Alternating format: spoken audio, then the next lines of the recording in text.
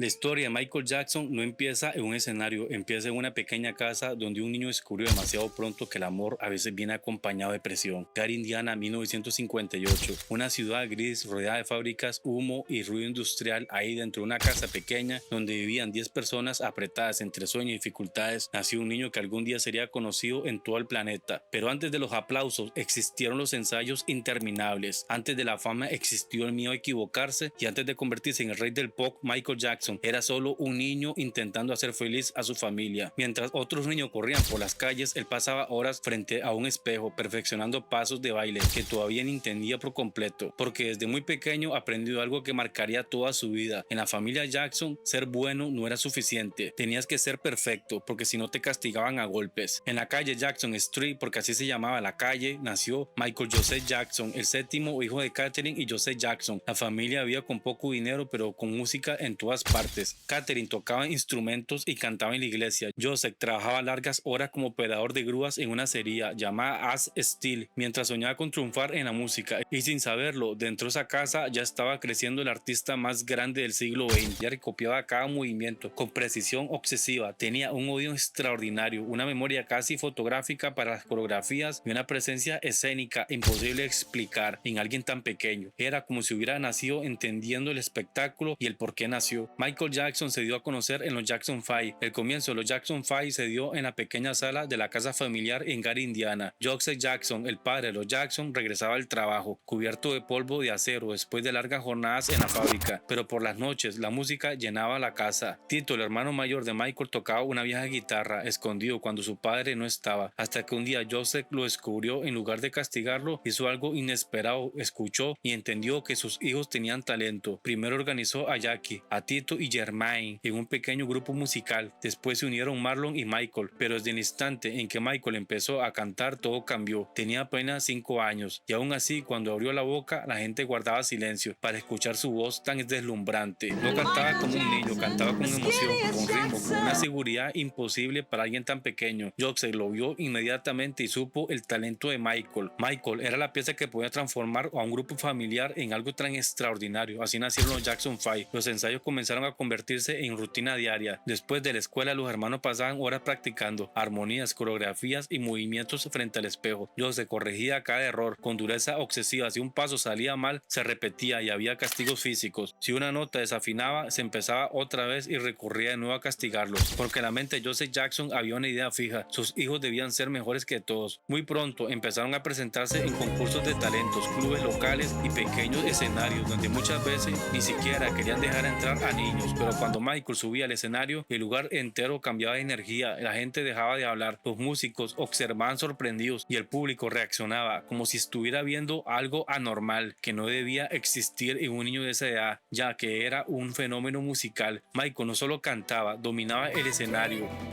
En 1967, los Jackson 5 comenzaron a ganar concursos importantes por todo el medio oeste estadounidense. Cada victoria atraía más atención, cada presentación hacía crecer el rumor sobre ese pequeño cantante, con movimientos imposibles y una voz fuera de lo normal, hasta que una noche la cantante Gladys Knight los vio actuar y entendió que estaba frente a algo grande. Fue ella quien ayudó a conectarlos con Mountain Records, el sello más importante de música negra en Estados Unidos en aquella época. Y ahí apareció Berry Gordy, el hombre que había construido un imperio musical. Escuchó a cantar a Michael y supo inmediatamente que estaba viendo una estrella musical antes de que el mundo todavía lo entendiera y lo descubriera. Berry Gordy tomó una decisión inmediata: llevar a los Jackson 5 a Detroit y convertirlos en la nueva gran apuesta de Mountain. Pero entrar a la industria musical no significó descanso, significó trabajar todavía más duro y hacer ensayos arduamente. Michael pasaba horas enteras en estudios de grabación, observándolo todo: cómo se acomodaban los micrófonos, cómo se construía una canción, cómo reaccionaba el público ante ciertos sonidos. Mientras otros niños de su edad pensaban en juguetes o juegos, él estudiaba el espectáculo y la música como una ciencia. Mountain entendió algo rápidamente: que el centro emocional del grupo era Michael. Su voz tenía una energía imposible de ignorar. Era dulce y agresiva al mismo tiempo, infantil pero llena de alma, y sobre el escenario parecía moverse con un instinto natural para el ritmo. Entonces llegó 1969, el lanzamiento de I Want You Back. La canción explotó en la radio estadounidense como un fenómeno inmediato. En pocas semanas los Jackson 5 estaban en televisión nacional, firmando autógrafos y provocando histeria colectiva en cada presentación, y Michael apenas apenas tenía 11 años. Después vino ABC, luego That Love You Say y después I'll Be There. 4 éxitos consecutivos. Número 1, algo que ningún grupo debutante había conseguido antes en Estados Unidos. El fenómeno ya era mundial, pero mientras todos veían a un niño sonriendo sobre el escenario, Michael empezaba a sentir el peso de la fama. Hoteles, entrevistas, viajes, ensayos interminables. Su infancia comenzaba a desaparecer detrás del personaje que el mundo amaba, y aún así cada noche cuando las luces se encendían, Michael salía del escenario como si hubiera nacido exactamente para ese momento. Pero el éxito tenía un precio. Mientras más grande se volvía el fenómeno de los Jackson 5, más control sentía Michael sobre su propia vida. Todo estaba decidido por otros: cómo cantar, cómo vestir, cuándo sonreír, dónde aparecer. Y aunque el público veía alegría, Michael empezaba a sentirse atrapado dentro de una imagen que ya no le pertenecía completamente. Durante los años 70, los Jackson 5 se convirtieron en una de las agrupaciones más importantes del planeta. Hacían giras constantes, aparecían en programas de televisión y vendían millones de discos. Pero Michael estaba cambiando su voz, maduraba su visión artística. Ya no quería ser solamente el niño estrella de Motown, quería crear algo propio. En los camerinos observaba a los músicos adultos conversar sobre producción, composición, escuchaba discos de soul, funk con obsesión, admiraba profundamente a James Brown, estudiando cada movimiento de escenario como si fuera una clase privada. Michael entendió algo muy joven: las grandes estrellas no solo cantaban canciones, construían identidad, y él estaba listo para construir la suya. A finales de los años 70, la familia Jackson dejó Motown y firmó con Epic Records. El grupo pasó a llamarse simplemente los Jackson. Michael empezó a involucrarse más en la composición y en las decisiones creativas. Ya no era solamente la voz principal, estaba comenzando a convertirse en el artista que cambiaría la música para siempre. Entonces apareció un hombre clave en su vida: Quincy Jones. Se conocieron durante el rodaje de The Wiz, una adaptación musical del Mago de Oz. Quincy reconoció inmediatamente algo que pocos podían entender en ese momento: Michael Jackson no era solo una estrella juvenil, era perfeccionista, obsesivo con una visión gigantesca musical, y juntos estaban a punto de crear uno de los álbumes más importantes de la historia de la música. Quincy Jones quedó impresionado desde las primeras conversaciones con Michael. No era normal encontrar a alguien tan joven hablando de música con ese nivel de detalle. Michael no solo quería cantar bien, quería entender cómo funcionaba todo: los ritmos, la mezcla, las emociones detrás de cada instrumento, la energía exacta que hacía que una canción se quedara viviendo en la cabeza de millones de personas. Quincy entendió algo inmediatamente: de que estaba frente a algo raro, muy raro, porque Michael tenía dos cosas que casi nunca existen juntas: el talento natural y una obsesión enfermiza por perfeccionarlo todo. Después de trabajar junto en The Wiz, Michael le preguntó directamente algo que cambiaría su vida: ¿quieres producir mi próximo álbum? Quincy aceptó, y así comenzó la creación de Off the Wall. Michael tenía apenas 21 años, pero ya estaba decidido a mostrarle al mundo que no era solo el niño de los Jackson 5, quería convertirse en un artista adulto, uno completo. Pasaba noches enteras en el estudio, perfeccionando canciones. Michael grababa una misma línea vocal una y otra vez hasta encontrar exactamente la emoción que imaginaba en su cabeza. Bailaba mientras cantaba para sentir el ritmo físico. Incluso muchos de los sonidos icónicos que aparecen en sus canciones, chasquidos, respiraciones pequeñas, gritos, nacían espontáneamente mientras grababa. Todo una locura. En 1979 el álbum salió al mundo y explotó. Don't Stop Till You Get It Now, Rock With You y Off the Wall. Las canciones estaban por todas partes: radios, clubes, televisión, fiestas. Michael mezcló sound, funk y pop y disco de una manera que sonaba moderna, elegante y completamente distinta a todo lo demás. El disco vendió millones de copias, pero Michael no estaba satisfecho, porque aunque el álbum era un éxito gigantesco, sentía algo que todavía no había alcanzado la cima que imaginaba. Quería crear algo tan grande que el mundo no pudiera ignorarlo jamás. Entonces regresó al estudio con Quincy Jones y ahí comenzó la creación de Thriller. Michael escuchaba cientos de demos buscando canciones perfectas. Si una canción no producía una reacción inmediata, la descartaba. Quincy decía que trabajar con él era como trabajar con alguien que podía escuchar el futuro. Cada detalle era obsesivamente de cuidado, cada beat, cada coro, cada silencio. Y Michael tenía una visión clara: no quería hacer simplemente un disco exitoso, quería hacer el álbum más grande de todos los tiempos, y sí que lo logró. Michael estuvo a punto de destruir los negativos cinematográficos de Thriller debido a la enorme presión de los líderes de los Testigos de Jehová, religión en la que fue creado. Los ancianos de su congregación consideraron que los zombies, el hombre lobo y la temática sobrenatural promovían el ocultismo y el satanismo. Michael hizo caso omiso y puso un lema en el video de Thriller: debido a mis fuertes convicciones personales, deseo enfatizar que este filme de ninguna manera respalda una creencia en lo oculto de Michael Jackson. 1982, Thriller salió al mundo y el mundo cambió con él.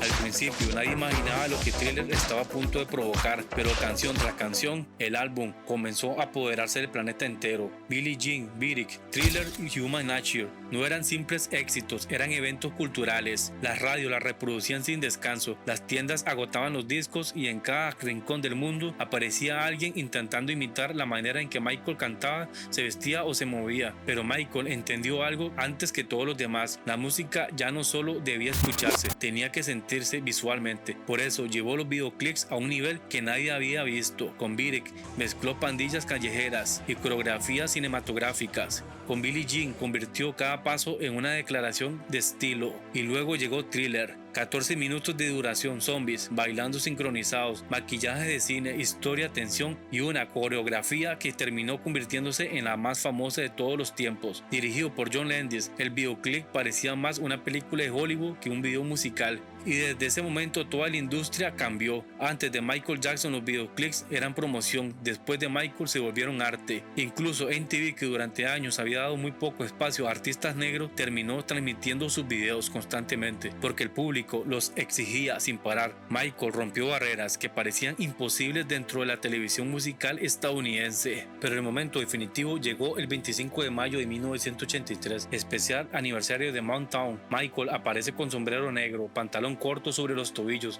y una chaqueta brillante que reflejaba cada luz del escenario. El público ya estaba emocionado, pero nadie estaba preparado para lo que iba a pasar. Entonces comenzó Billie Jean y en medio de la presentación Michael hizo algo que parecía imposible para el cuerpo humano. Se deslizó hacia atrás, daba la ilusión de caminar hacia adelante en el moonwalk. El público gritó como si hubiera presenciado magia real. Los teléfonos de la cadena colapsaron, no paraban de sonar porque la gente llamaba preguntando cómo era posible ese movimiento. Pero detrás de esa magia había años de perfección obsesiva. Michael practicaba frente al espejo durante horas, días y años, repitiendo pasos hasta que parecieran irreales. Era lo que hacía diferente a Michael Jackson. No confiaba solamente en el talento, confiaba en el trabajo invisible que nadie veía. Y mientras Thriller seguía rompiendo récords, Michael dejó de ser simplemente una estrella mundial. Se convirtió en algo mucho más grande, un ícono, un fenómeno natural capaz de unir países, idiomas y generaciones enteras a través de la música. El éxito de Thriller fue tan grande que Michael dejó de competir contra otros artistas, empezó a competir contra la historia misma. El álbum rompió récord tras récord, permaneció durante meses dominando las listas mundiales y terminó convirtiéndose en el disco más vendido de todos los tiempos, número 1 en el Billboard, un récord que décadas después sigue sin ser superado. Pero mientras el mundo veía a un hombre aparentemente invencible, Michael comenzaba a cargar una presión gigantesca sobre sus hombros, porque ahora todos esperaban algo imposible, que superara a Thriller. Y Michael también lo esperaba de sí mismo. En 1984 ocurrió un momento que marcaría profundamente su vida. Durante la grabación de un comercial de Pepsi en Los Ángeles, un error en la pirotecnia provocó que su cabello se encendiera frente a las cámaras. Las llamas alcanzaron su cuero cabelludo mientras seguía actuando por unos segundos más, sin entender completamente lo que estaba pasando. Las imágenes recorrieron el mundo entero. Michael sufrió quemaduras importantes y tuvo que someterse a tratamientos médicos dolorosos. Fue durante esa etapa cuando comenzó a recibir medicamentos fuertes para controlar el dolor y el insomnio. Muchos creen que ahí empezó una dependencia de los fármacos que lo acompañaría el resto de su vida. Pero incluso en medio del dolor, Michael hizo algo que reflejaba quién era fuera de cámaras. Donó toda la compensación económica del accidente al hospital donde fue tratado. Ese lado suyo rara vez aparecía en los titulares, porque mientras los medios comenzaban a construir una imagen extraña sobre él, Michael seguía dedicando millones de dólares a hospitales, organizaciones infantiles y causas humanitarias alrededor del mundo. En 1985 escribió junto a Lionel Richie la canción We Are the World, interpretada por decenas de las mayores estrellas musicales de la época, para ayudar a combatir la hambruna en África. El tema se convirtió en un fenómeno mundial y recaudó millones de dólares para la ayuda humanitaria, pero Michael seguía sintiendo un vacío difícil de explicar y quizás por eso decidió construir el lugar más personal de toda su vida. Michael tenía un rancho llamado Neverland Ranch, una enorme propiedad de California inspirada en el mundo de Peter Pan: trenes, juegos mecánicos, zoológico, largos jardines y un parque de diversiones privado. Pero para Michael, Neverland era otra cosa. Era el intento desesperado de salir y recuperar la infancia que nunca tuvo y que le fue arrebatada desde su infancia. Mientras otros niños crecían jugando y descubriendo el mundo, lentamente Michael creció bajo reflectores, presión y disciplina extrema. Neverland era el único lugar donde sentía que podía escapar del personaje que el mundo había construido alrededor de él. Y aún así, ni siquiera ahí encontraba la paz completa, porque cuanto más famoso se volvía, más intensas hacía las atención sobre cada aspecto de su vida. Su apariencia física comenzó a cambiar con el paso de los años debido a problemas de salud como el vitiligo, además de múltiples cirugías que alimentaron rumores y titulares sensacionalistas. La prensa dejó de ver a Michael como un ser humano. Cada movimiento cuyo aparecía en portadas, cada rareza era exagerada, cada silencio se convertía en teorías conspirativas y lentamente el hombre más famoso del planeta comenzó a apagarse y a aislarse del mundo real. El aislamiento comenzó a consumirlo lentamente. Mientras el mundo seguía viendo al rey del pop,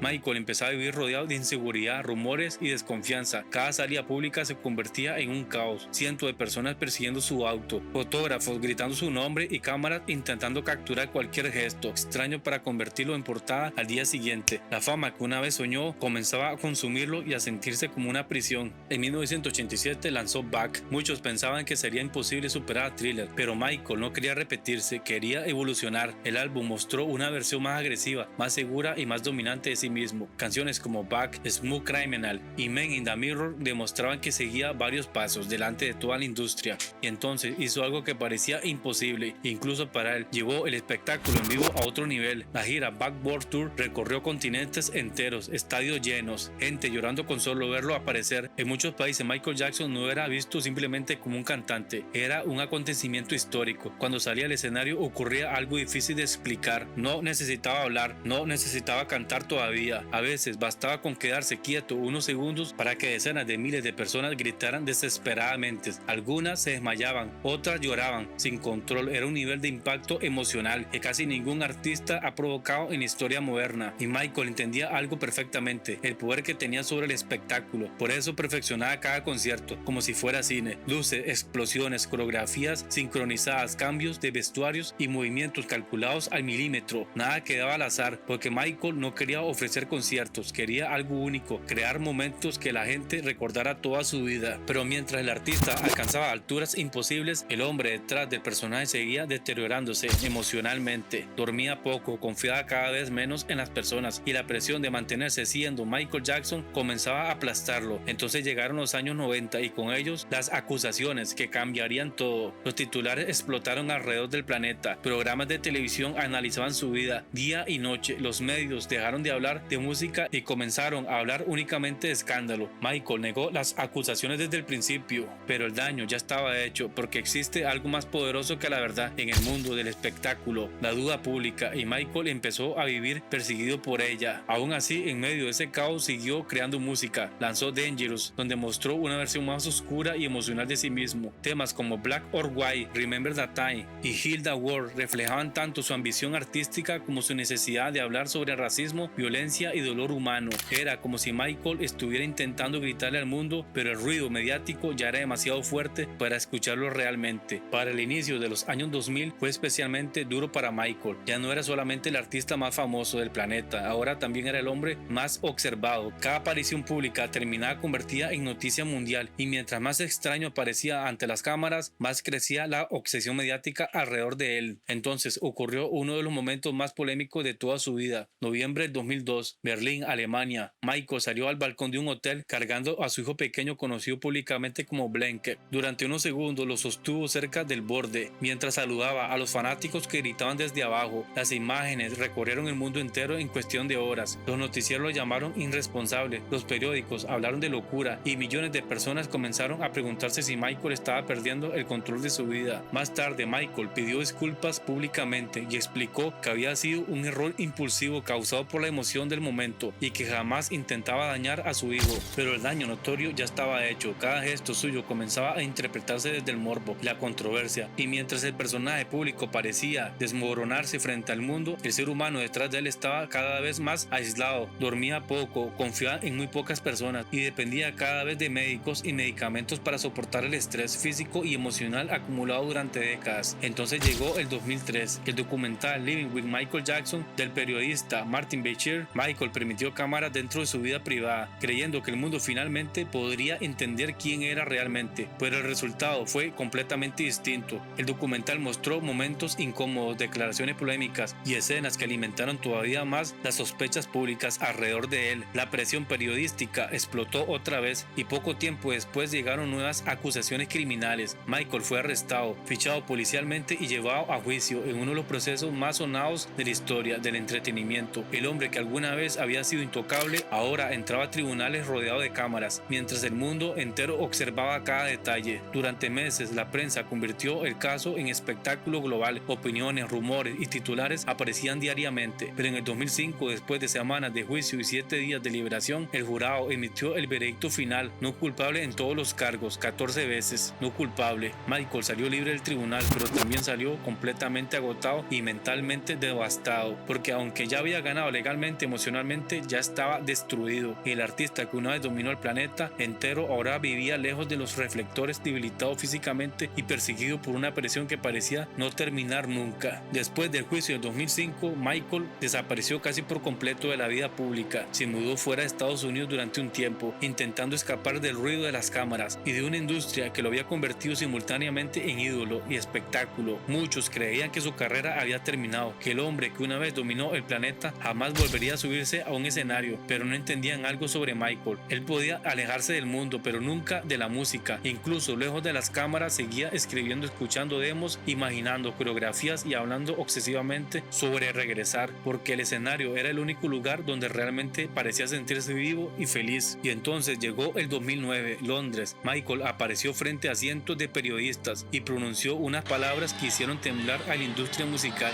This is it. This is it sería una residencia de conciertos en el imponente recinto londinense en la ciudad británica. Lo que inicialmente serían unas pocas fechas terminó convirtiéndose en 50 shows agotados casi instantáneamente. Millones de personas intentaron conseguir entradas. El mundo entero quería verlo una última vez, y mientras muchos medios dudaban de él, los ensayos demostraban algo impactante. Michael seguía siendo extraordinario. Los bailarines que trabajaron en This Is It contaban que ensayar con él era como intentar seguir el ritmo a alguien que todavía vivía varios pasos delante del resto. Cada movimiento debía ser perfecto, cada luz sincronizada, cada respiración conectada con la música. Incluso con 50 años y un cuerpo agotado por décadas de presión, Michael seguía moviéndose con una precisión casi irreal. Pero detrás de esa escena ocurrió una batalla. El insomnio se había convertido en un problema grave. Michael llevaba meses sin poder dormir correctamente. Su cuerpo estaba exhausto y dependía cada vez más de medicamentos para descansar. Y entonces llegó el 25 de junio de 2009, Los Ángeles. Ese día el corazón de Michael se detuvo. Tenía 50 años. La noticia paralizó al planeta entero. Las redes sociales colapsaron. Los canales de televisión irrumpieron en transmisiones. Miles de personas comenzaron a reunirse afuera de hospitales, estudios y calles, simplemente para llorar, porque aunque existían artistas enormes, el mundo acaba de perder algo mucho más raro, un fenómeno irrepetible. Y fue en ese momento cuando muchos entendieron verdaderamente quién había sido Michael Jackson. No solo un cantante, no solo un bailarín, no solo una celebridad. Michael cambió para siempre la manera en que el planeta entendía la música, el espectáculo y el arte pop. Antes de él, los conciertos eran presentaciones. Después de él, se convirtieron en experiencias cinematográficas. Antes de él, los videoclips eran promoción. Después de él, se volvieron historia cultural. Antes de él, ningún artista había unido tantas razas, idiomas y generaciones bajo una misma música. Vendió cientos de millones de discos, rompió récords imposibles, llenó estadios en todos los continentes, inspiró a generaciones enteras de artistas que todavía hoy intentan alcanzar algo parecido a él. Pero quizás lo más importante es que décadas después de su muerte, el mundo sigue hablando de él como si nunca se hubiera ido. Porque algunos artistas triunfan en una época. Michael Jackson trascendió todas, y aunque la historia de la música seguirá avanzando, probablemente jamás vuelva a existir alguien capaz de combinar voz, emoción, baile, espectáculo y presencia escénica de la manera en que él lo hizo. Para millones de personas alrededor del planeta, Michael Jackson no fue solamente el rey del pop, fue el artista más grande que ha visto la música moderna y el artista más grande que parió a la madre tierra. Un hombre que convirtió su dolor en arte y su arte en eternidad. Te amamos, Michael Jackson. Un abrazo y un beso hasta el cielo. Y si te gustó este video, te invito a que le des like, te suscribas y lo compartas. Hasta la próxima.